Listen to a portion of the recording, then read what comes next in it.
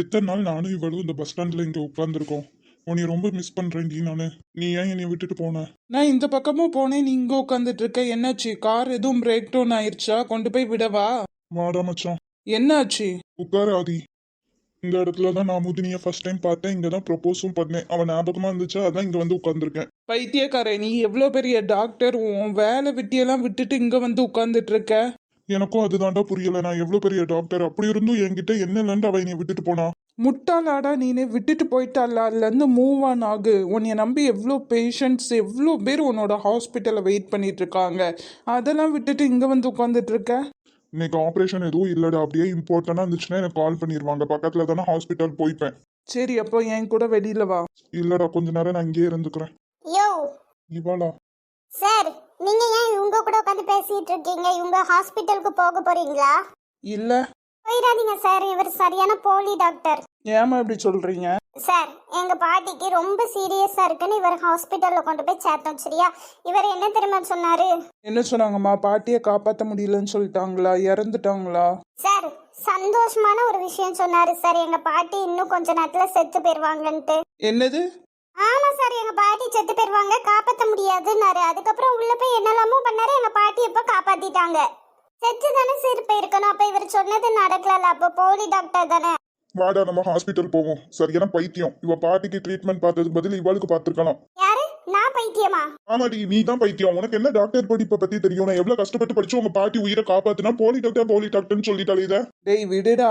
நீ சும்மா மச்சா. ஆளையும் இவாளையும் பாரு. தாவணி கட்டிட்டு பட்டிக்காடு கணக்கா சுத்திட்டு இருக்கா. நீ என்ன ஒரு 8ஆம் கிளாஸ் வரை படிச்சிருப்பியா? நீ ஏன் படிப்பை பத்தி பேசுறியா? யார பத்துடா பட்டிக்காடுன்னு சொன்ன? நீ தாண்டா போலி டாக்டர். ஏய், டேய் மச்சான், வாடா நம்ம போலாம். ஆமா சார், கூட்டு போங்க. இல்லன்னா மண்டையில கல்ல கொண்டு எரிஞ்சு அவரை ஹாஸ்பிட்டல்லே அவரை நான் படுக்க வச்சிருவேன். பைத்தியம். வாடா, நம்ம ஹாஸ்பிட்டல் போலாம். இவ்வளோ நேரம் இங்கே உட்காந்து நான் ஃபீல் பண்ண போகிறேன்னா, இந்த பொண்ணை பார்த்தோன்னே ஹாஸ்பிட்டல் போகிறேன்னு ஓடுதான். எதுக்கான இந்த இடத்துக்கு வந்தோனோ அதே மறந்துட்டான்.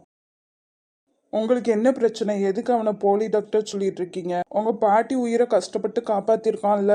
இதெல்லாம் எதுக்கு நான் உங்ககிட்ட சொல்லணும்? உங்க ஃப்ரெண்டே ஒரு ஃப்ராடு. அவரை மாதிரி தானே நீங்களும் ஃப்ராடா இருப்பீங்க. இடத்த காலி பண்ணுங்க. சரியான ஜாடிக்கேத்த மூடிதான்.